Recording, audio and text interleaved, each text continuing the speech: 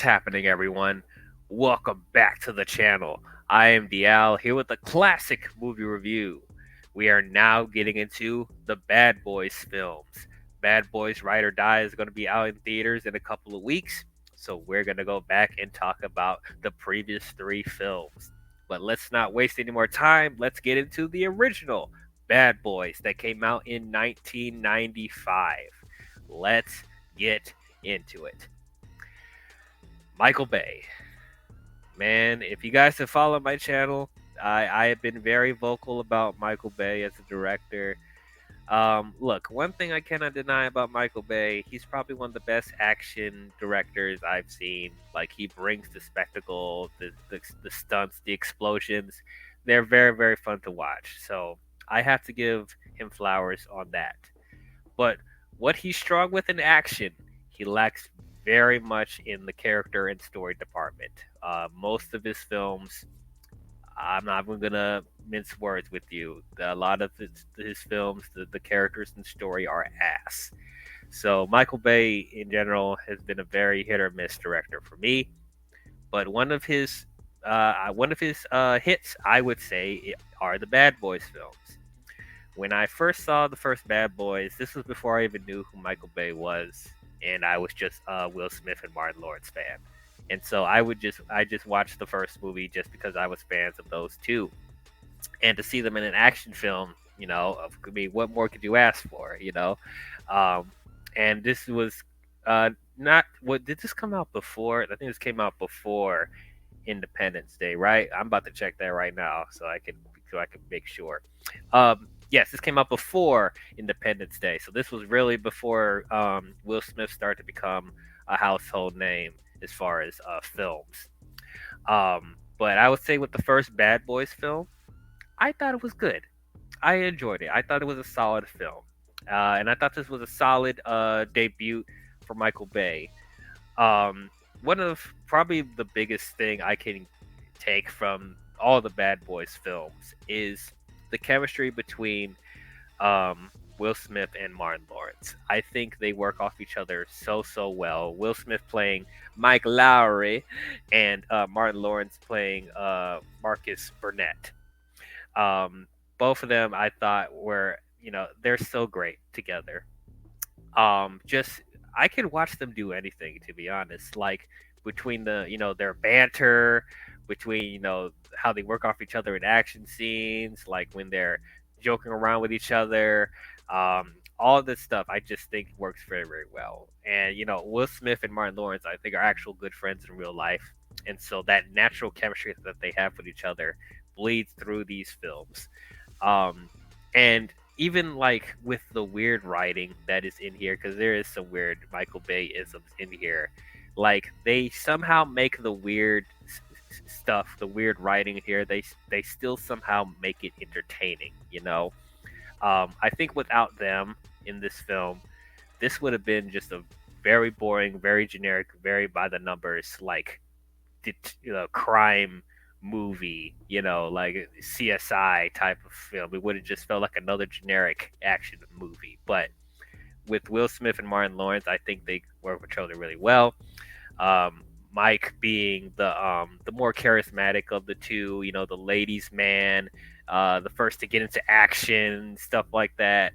And also they hint that like he's part of a rich family as well, so like he has a bit of wealth, but he doesn't like to doesn't like to rub in people's faces. Like, he likes to build you know build his own legacy for himself and make his own way in life, which is something I definitely appreciate about his character.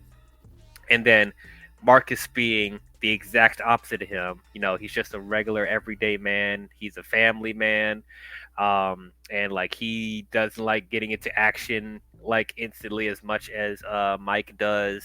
And like, ironically, he has more of the temper tantrum than Mike does too. Like, he's the more angry of the two, even though he doesn't get into action as much as Mike does.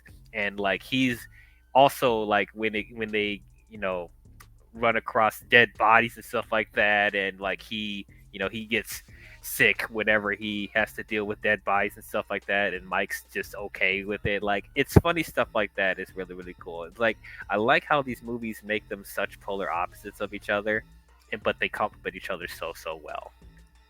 I'm gonna mispronounce his last name so bad. Joe Pantoliano as Captain Howard.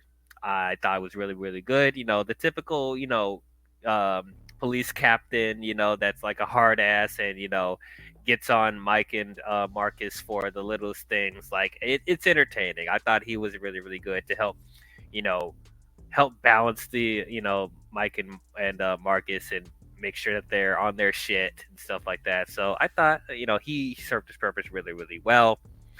Um, I actually liked Marcus's wife, Teresa, played by ironically Teresa Randall. So that the actress has the same name as the actual character. But I thought she was really really good. There's this whole running joke that Marcus isn't getting you know sexy time with his wife because he's so busy with being a cop and stuff like that. And every time he tries to make time, like something happens where he can't have sex with his wife, and that's funny. And then she actually has like some funny banter with Mike too. Like they have some funny chemistry as well. And Mark, it gets on Marcus's nerves and stuff like that. So thought all of that was really really funny. Um, so as far as the main plot with the drug lords and the searching for the heroin and stuff like that, and there's this one witness of the crime. That stuff is probably the most generic thing about this movie. Didn't really care too much about it. The main witness of the whole drug cartel stuff. Julie, played by Tia Leone, she was fine. She was pretty solid. Not too much to say about her. She's a good looking girl. She plays off of Mike and Marcus pretty well. She was able to hold her own for the most part. But I just found her kind of generic, to be honest. Kind of not the most memorable character. And then as far as the main drug lord, what's his name? Fochet. So bland.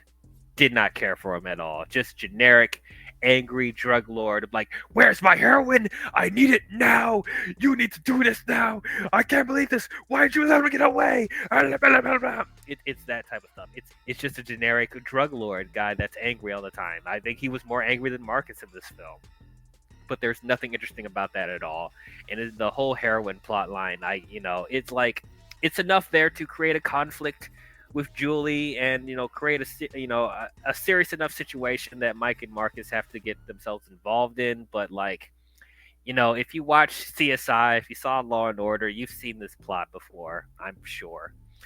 Um, Now, as far as the action, of course, so this was before we see like the typical stuff you see from Michael Bay, like the oversaturated colors, the 20 different camera angles, camera shots, panning and stuff like that. There is still some of that in this movie, but it's like it was interesting to see early Michael Bay where he did have those Michael Bay isms, but it was pulled back a lot. Like I would say 90s Michael Bay going into the early 2000s. That's where I feel like his obnoxious style wasn't there just yet. Like you didn't really start to see it until Bad Boys 2, which we'll talk about very very soon. But like I think that's where you actually start to see the typical staples of Michael Bay that you see today. But in this one, it's like it was interesting to see how he progresses as a filmmaker, as far as like how he uses the camera and how he directs action scenes. And yes, there were explosions in here, but like it's a different way of how he directed explosions here. Like it feels more pulled back a little bit. Like it wasn't as obnoxious as it is today. So that's something I definitely appreciated about that. And that the whole third act of the film definitely, you know, t- vintage Michael Bay action scenes, the shootout at that warehouse and the car chase with the exotic cars. Because Michael Bay does have to have his exotic cars, but all of that I thought was directed really, really well, and I thought Martin Lawrence and Marcus did a really good job with the shootouts in here. I think this is the first time I actually seen them like in this big of an action set pieces like this, and they worked off each other really really well. And like yes, you had those slow motion running shots and stuff like that, and like the intense car chases and stuff like that. It was all so cool. It was good. It was entertaining. Um, some of the things that I didn't really care for in the film is the whole liar reveal, like swapping identities, like that type storyline in here. I did not care for at all. I think it was really bogging down the film. Like Julie was friends with one of Mike's close friends, and they get into the whole thing with the drug lord and stuff like that, and the only person that she will trust is Mike. And they somehow get Julie on the phone at police headquarters, and she says that she will only talk to Mike, and if she doesn't talk to Mike, then she'll hang up, and they lose the lead with her. So Marcus conveniently is there when she calls at the police department, so he disguises him, he pretends to be Mike just to keep her around as a lead witness, because she won't talk to anybody, and so she has to pretend to be her, and then she has to take her to Mike's home and stuff like that. And it's like that whole plot line I did not care for at all. I think that was, as I said, that was really boggling down the movie for me. Like this could have been easily avoided, and even if Marcus did have to disguise himself as Mike, I think there should have been a point in the film where he should have just told her who he actually was when Mike actually got there, and actually explained why he had to lie to her and stuff like that. And I think she would have understood.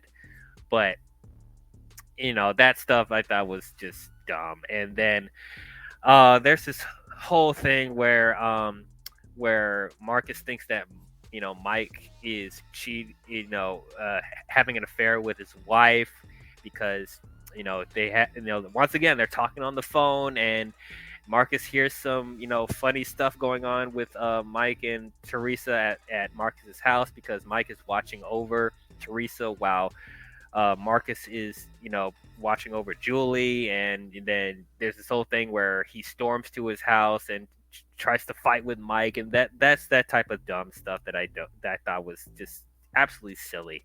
Once again, Will Smith and Martin Lawrence does the best with this really stupid writing, but like this is stuff that I just didn't really care for. But in general, I think Bad Boys 1 is a solid film. I thought it was entertaining. I thought the action scenes at least it was good.